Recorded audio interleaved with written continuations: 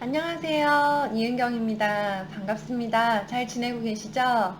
아이들은 이제 2학기 많이 적응하고 있을 시기인데요.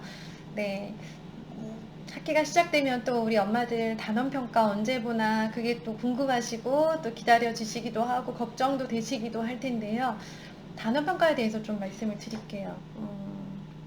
단원평가 공부를 시키지 마세요. 네, 시키는 거 의미가 없습니다. 단적으로 말씀드릴게요. 네, 단원평가 공부해서 시험 잘 보잖아요. 큰 의미 없어요. 정말로. 저는 단 한 번도 단원평가 공부를 저희 아이들은 시킨 적이 없어요. 그러면 네, 시험을 못 봐도 되냐? 못 봐도 돼요. 못 봤다는 건요, 학교에서 배운 거 제대로 이해 못하고 있다는 뜻이에요. 그거를 알 수 있었던 기회인 거예요. 공부 안 했는데 잘 봤어요. 그러면 아, 수업 잘 따라가고 있구나라고 확인하는 거예요. 단원평가가 지금 이제 중간 기말처럼 그 정기고사, 일제고사로 보지 않잖아요. 한 단원 끝나면 혹은 두 단원 끝나면 과목마다 그냥 수시로 선생님께서 정해주신 우리 반만의 날짜에 그냥 슬그머니 한 시간 내서 시험을 보고 오는 스타일로 많이 바뀌었는데요. 아마 그렇게 보고 계시죠? 이거가 무슨 의미냐면요.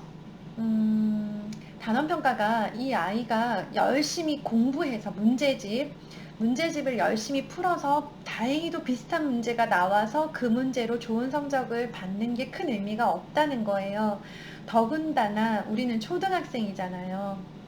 초등학생들이 단원평가 점수를 기록에 전혀 남지 않잖아요. 기록에도 남지 않는 걸 위해서 단원 평가를 볼 때마다 계속 그 평가 때문에 문제집을 급하게 풀고 전날 다 잠을 늦게 자고 매일 공부하던 패턴을 깨면 안 된다는 거예요.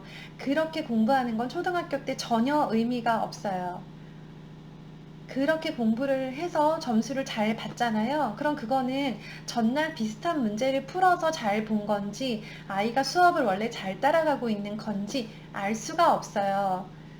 그걸 아이가 수업을 잘 따라가고 있고 성실하게 수업을 집중해서 듣고 있고 시험 문제를 정확하게 이해하고 있고 학습적인 부분이 발전하고 있는가를 확인하기 위해서 보는 게 단원평가고요. 선생님도 그걸 확인하시려는 거고요. 엄마도 그걸 확인하면 되는 거예요. 그래서 봤는데 아이한테 부족한 점이 발견됐어요. 예를 들어서 연산에서 실수를 했다. 혹은 서술형 평가, 서술형 문제를 쓰는데 정답을 쓰는데 서술형에 뭐 식을 제대로 표현하지 않아서 답만 쓰는 바람에 틀렸다. 이렇게 부족한 점이 보이잖아요. 그러면 그거를 다시 보충을 하는 거예요. 그 부분을. 거기에서 발견된 걸 보충하는 시간이라고 생각을 하셔야 돼요. 그래서 제가 매일 공부를 말씀을 드릴 때 시험 전날이라고 특별하게 네, 요 날은 문제집 푸시고 그 단원에 확인하는 거, 단원에 해당되는 거 한번 암기하세요 라고 말씀을 드리지 않는 이유가요. 네, 그렇게 하는 시험, 그렇게 해서 시험 잘 보는 게 의미가 없기 때문이에요.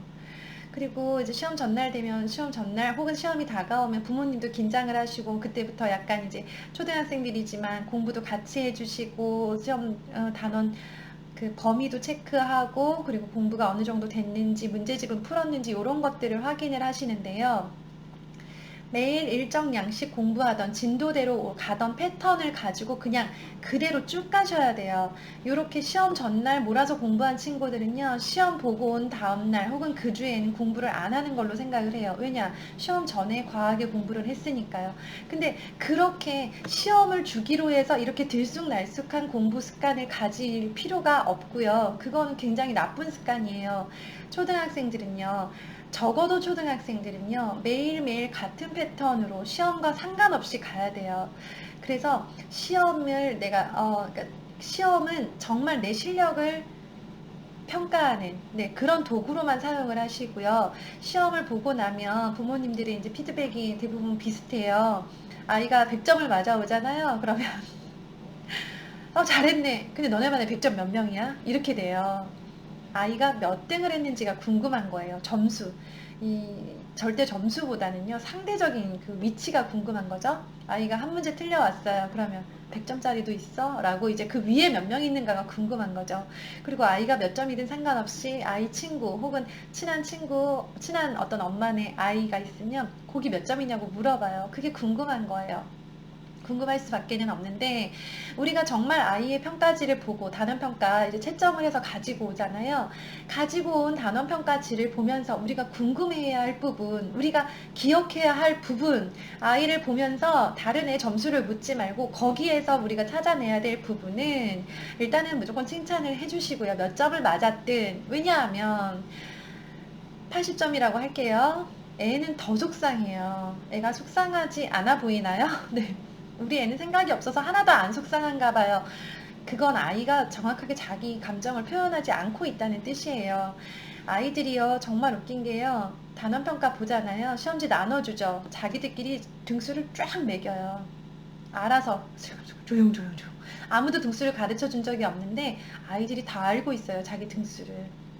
그럴 정도로 빠릅니다. 그 와중에 내가 우리 반에서 굉장히 못하는 수준이라는 거를 우리 아이는 알 수밖에 없어요. 80점이면. 네. 그래서, 그래, 안 그래도 속상한데 그걸 가지고 이제 엄마가 그 점수만 가지고 뭐라고 하고 또 누구는 100점을 맞았니, 안 맞았니 그 얘기를 한다고 해서 얘가 다음 시험에 정신을 바짝 차리고 시험을 잘 보는 게 아니에요.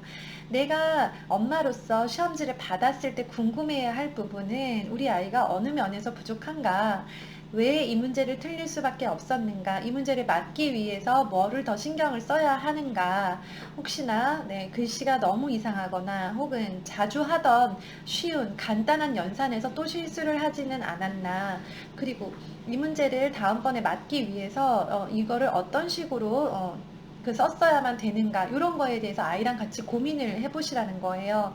그리고 시험을 보고 나면 학교 자체적으로 그 반마다 오답 노트를 이렇게 활용하는 경우도 있지만 오답 노트를 안 쓰는 반도 많이 있어요. 근데 그걸 형식적으로, 그러니까 좀 거창하게 오답 노트를 만들어서 이렇게 하나하나 다 쓰려다 보면 사실 좀 단원 평가가 자주 있기 때문에 그게 굉장히 일이 되거든요.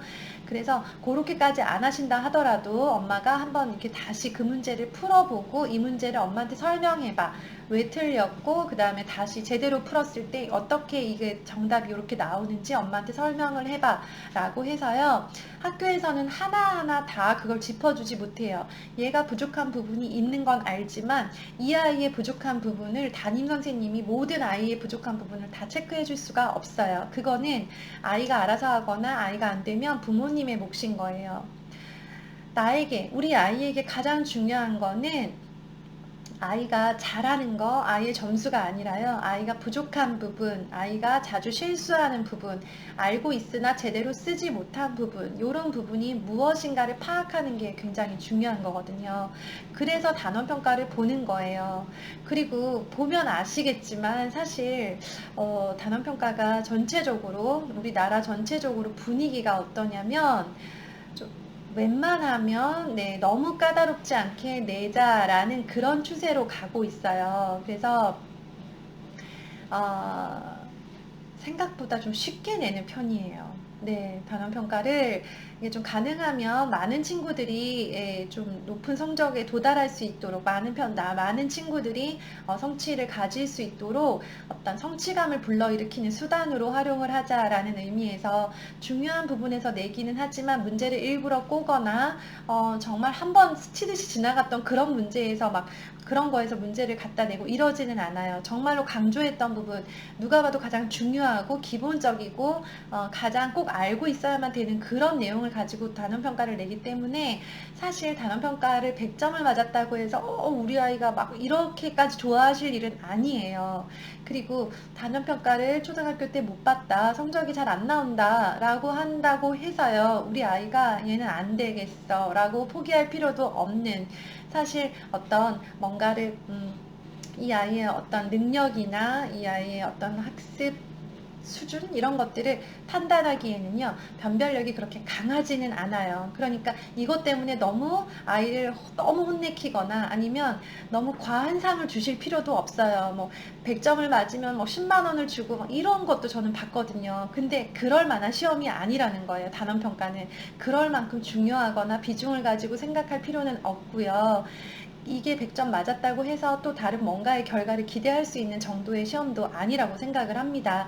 정말 정말 순수하게 그 단원에서 배운 내용을 제대로 이해하고 있는가, 알고 있는가, 제대로 집중해서 수업을 들었는가, 요 정도를 그냥 판단하는 정도라고 생각을 하시면 되고요. 너무 많은 의미를 두지는 마세요. 아이가 부족한 부분을 파악했다면 그냥 끝. 네, 그렇게 파악하셔서 그 부분을 개선했다면 단원평가는 충분히 의미가 있었다고 생각을 하고요. 그것 때문에 막 공부 패턴이 어그러지고 막 시험 끝났다고 막 놀고 이럴 것까지는 없는, 네, 그런 느낌으로 생각을 하시면 될 것 같아요. 그래서 생각보다 단원평가에 대해서 조금 오해를 하시고, 그리고 단원평가 때문에 너무 이렇게 힘들어 하시거나 아니면 너무 좋아하시거나 아니면 너무 많은 시간을 들이고 또 너무 속상해 하시는 분도 많이 계셔가지고요.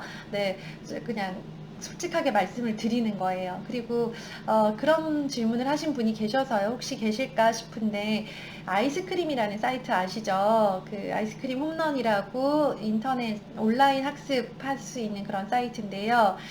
그게 양대산맥이 아이스크림이랑 밀크티잖아요. 저는 이제 두 개 다 체험을 해봤었는데 둘 다 장단점이 있고 좋은 프로그램이더라고요. 그런데 선생님들이 학교에서 아이스크림이라는 사이트를 많이 사용하는 거 아시죠? 그래서 어떤 어머니께서 물어보셨는데, 선생님들이 아이스크림에서 시험 문제를 많이 내신다고 하시는데 그러면 밀크티 말고 아이스크림 홈런을 하는 게 더 도움이 되지 않을까요? 요 시험 문제를, 비슷한 시험 문제를 미리 풀어볼 수 있으니까 그러면 시험 볼 때 도움이 될 것 같은데요? 라고 하시더라고요. 그래서 제가 그렇다면 밀크티를 하세요 라고 말씀을 드렸어요. 이유가 뭐냐면요, 이 선생님들이 아이스크림, 만약에 아이스크림에서 비슷한 문제가 한 문제라도 나온다고 생각을 해볼게요. 실제로는 비슷한 문제가 나올 수도 있고 안 나올 수도 있어요. 그건 저는 몰라요. 그런데 그건 선생님에 따라 다 다른 거니까요. 그런데 비슷한 문제, 여기에서 아이스크림 홈런에서 풀었던 비슷한 문제가 단원평가에 나왔어요. 그럼 비슷한 문제가 나와서 맞은 게 아이의 실력일까요? 그렇게 생각을 하셔야 돼요. 모르는 문제, 한 번도 풀어보지 못했던 문제, 낯선 문제를 만나도 풀 수 있어야 그게 아이 실력인 거예요. 비슷한 문제로 미리 연습을 해서 일시적으로 100점은 맞을 수 있으나 아이가 형태가 다른, 패턴이 다른, 조금 꼬아진 문제를 만났을 때 풀 수 없다면 그건 실력이 없는 거잖아요. 그쵸? 그러니까 아이가 비슷한 문제, 선생님이 최대한 문제를 많이 내는 사이트가 뭘까, 이걸 가지고 궁금해하지 마시고요. 아이가 평소에 수업을 잘 따라가고 있는가, 네, 이 부분에 초점을 다 맞추셔야 돼요. 그래서 굳이 그 이유 때문이라면 아이스크림을 하실 필요는 없다는 거, 네, 그 말씀을 잠깐 드리려고 했어요. 네, 도움 되셨으면 좋겠습니다. 네, 내일 또 뵐게요. 안녕히 계세요.